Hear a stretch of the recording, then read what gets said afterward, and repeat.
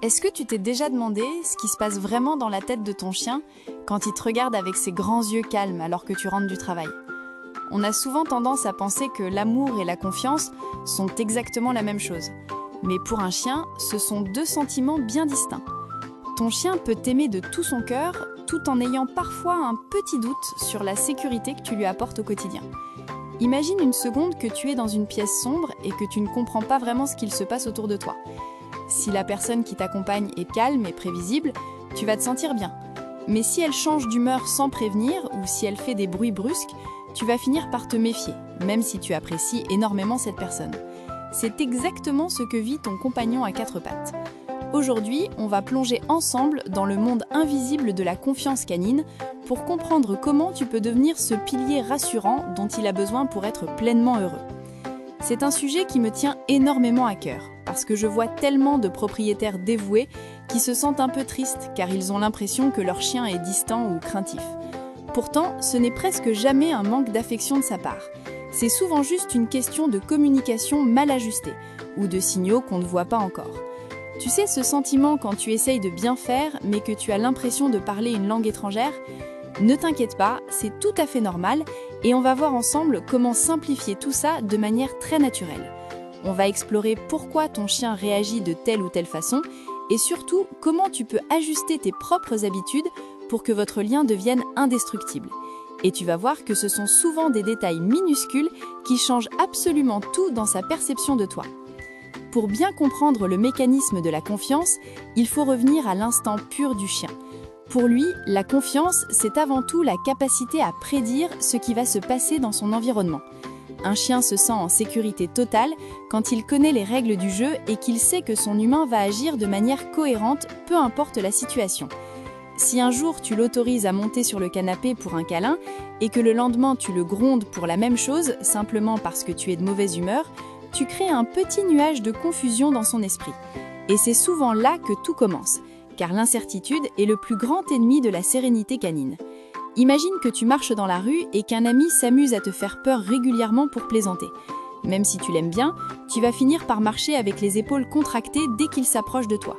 Pour ton chien, c'est exactement la même chose. S'il ne sait jamais sur quel pied danser, il finit par rester sur ses gardes, même dans la maison. Il y a une situation très courante que tu as peut-être déjà vécue lors de vos sorties. Tu es en promenade et ton chien commence à s'intéresser à quelque chose qui lui fait un peu peur, comme une poubelle déplacée par le vent ou un objet inconnu sur le trottoir. Si à ce moment-là, tu tires brusquement sur la laisse ou si tu hausses le ton pour le forcer à avancer, tu lui envoies le message que la situation est effectivement stressante et que tu es toi-même sous tension. A l'inverse, si tu restes calme et que tu lui laisses le temps d'observer et de comprendre à son rythme, tu deviens son ancrage. Ce détail change complètement la situation, parce que ton chien apprend que tu es capable de gérer l'environnement pour lui et qu'il n'a pas besoin de s'inquiéter. La plupart des gens ne s'en rendent même pas compte, mais notre propre stress coule directement dans la laisse jusqu'au cou de notre compagnon, comme un courant électrique.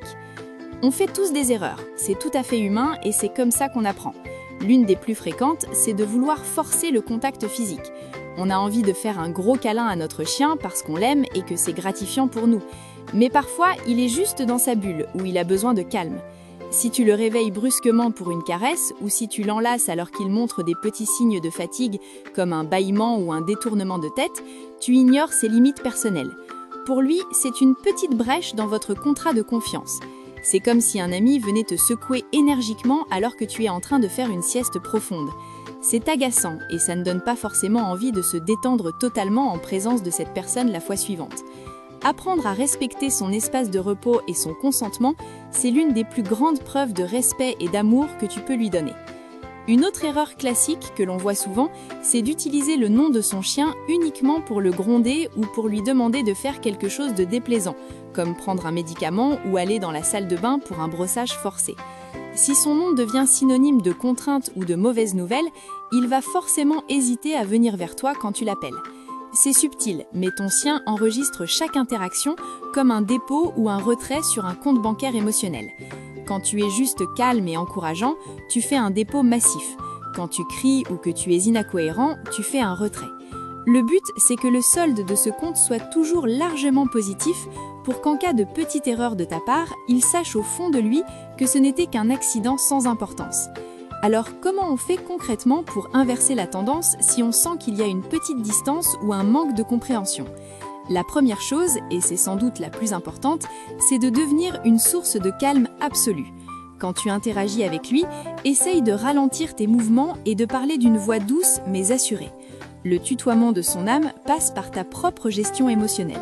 Si tu es stressé par ta journée de travail ou par tes soucis personnels, prends 2 petites minutes pour respirer profondément avant de le solliciter. Ton chien est une véritable éponge émotionnelle et s'il sent que tu es apaisé, il va s'apaiser à son tour presque instantanément. C'est magique de voir à quel point notre état intérieur influence le leur. Tu peux aussi mettre en place des petits rituels quotidiens très simples qui vont le rassurer durablement. Par exemple, une séance de brossage très lente, s'il apprécie cela, ou simplement quelques minutes de jeu calme au sol sans aucune pression de résultat ou d'obéissance. On ne cherche pas la performance ici, on cherche simplement la connexion pure. Et c'est souvent ce petit détail de présence totale qui change tout dans sa perception de votre relation. Propose-lui aussi des activités qui stimulent son olfact, comme chercher des friandises cachées dans le salon. Le fait de réussir de petites missions renforce son autonomie et sa confiance en lui-même. Et un chien qui a confiance en ses propres capacités aura beaucoup plus de facilité à te faire confiance à toi, car il se sentira moins vulnérable face au monde extérieur. Je te propose un petit plan d'action très simple pour les prochains jours. Essaye d'observer ton chien sans rien lui demander du tout. Regarde comment il bouge, comment il se positionne dans la pièce et comment il te regarde quand tu ne fais rien de spécial. Et à chaque fois qu'il vient vers toi de lui-même, sans que tu l'aies appelé ou sollicité, félicite-le très doucement d'un mot tendre ou d'une caresse légère s'il la demande. Montre-lui que son initiative de contact est la meilleure chose qui puisse t'arriver dans ta journée. Fais ça pendant 3 ou 4 jours de manière systématique et tu vas voir son regard changer progressivement. Il va comprendre que tu es devenu un port serein et accueillant où il peut accoster dès qu'il en ressent le besoin sans jamais craindre d'être bousculé. Surtout, ne te mets aucune pression inutile. Les progrès les plus durables viennent toujours avec la clarté, la constance et beaucoup de patience. Ton chien ne te juge jamais et il n'attend pas du tout de toi que tu sois parfait ou que tu connaisses tout au bout des doigts. Il attend juste que tu sois là pour lui, de manière authentique, prévisible et douce. C'est un chemin merveilleux qu'on parcourt ensemble, pas à pas. Et chaque petit moment de calme partagé au creux du canapé est une victoire immense pour votre relation. On oublie souvent que le temps et la présence sont nos meilleurs alliés dans cette aventure canine. En étant simplement présent, tu lui donnes déjà énormément. Prends aussi le temps d'analyser ton environnement à son point de vue à lui. Est-ce qu'il y a des bruits qui l'inquiètent? Est-ce que son panier est placé dans un endroit de passage où il ne peut jamais vraiment déconnecter? Parfois, changer son lit de place pour le mettre dans un coin plus tranquille peut suffire à augmenter son niveau de confiance global, car il se sentira enfin autorisé à lâcher prise. La confiance, c'est aussi savoir qu'on peut dormir sur ses 2 oreilles parce que quelqu'un d'autre veille sur la maison. En assumant ce rôle de gardien de sa tranquillité, tu gagnes des points précieux dans son cœur. Tu vas voir que plus tu le protèges des petites agressions du quotidien, plus il se tournera vers toi quand les choses deviendront vraiment impressionnantes pour lui. J'espère vraiment que ces quelques pistes et ces réflexions vont t'aider à mieux comprendre ton compagnon et à renforcer ce lien si unique et précieux qui vous unit chaque jour. Dis-moi en commentaire quelle est la petite habitude de ton chien qui te montre qu'il se sent bien avec toi ou si tu as remarqué des changements dans son attitude après avoir essayé ses conseils. C'est toujours un immense plaisir de lire vos histoires et d'apprendre les uns des autres au sein de notre communauté. Chaque chien est différent et c'est cette diversité qui rend notre passion si riche. Et si tu veux d'autres conseils concrets pour rendre ton chien le plus heureux et le plus épanoui possible, n'oublie pas de t'abonner et de nous rejoindre. On se retrouve très vite pour une prochaine vidéo et d'ici là, prends bien soin de toi et surtout de ton merveilleux poilu.